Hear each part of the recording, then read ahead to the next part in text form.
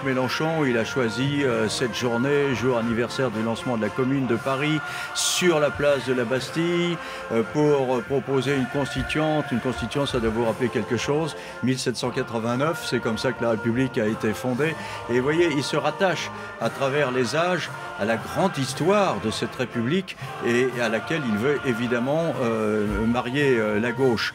Et il a donné quelques lignes sur ce que pourrait être cette République, notamment avec l'inscription dans la Constitution du libre droit à disposer de son corps, qui concerne une disposition qui concernerait évidemment plus particulièrement les femmes, avec donc le droit à l'avortement.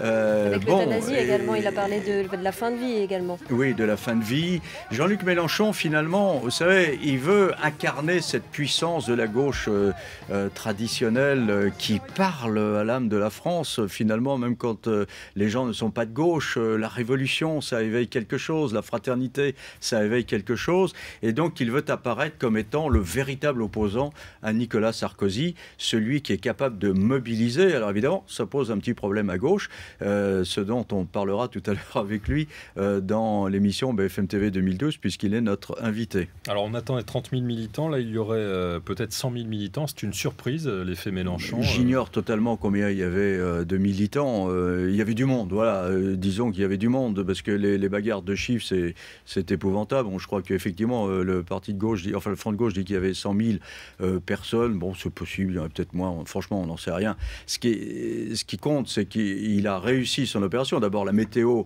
n'était pas très agréable, bon il y avait du monde, les gens sont venus, il veut rééditer la même opération, il l'a dit, à Toulouse et à Marseille, pour dire que cette marche des citoyens, il pouvait l'organiser dans plusieurs villes.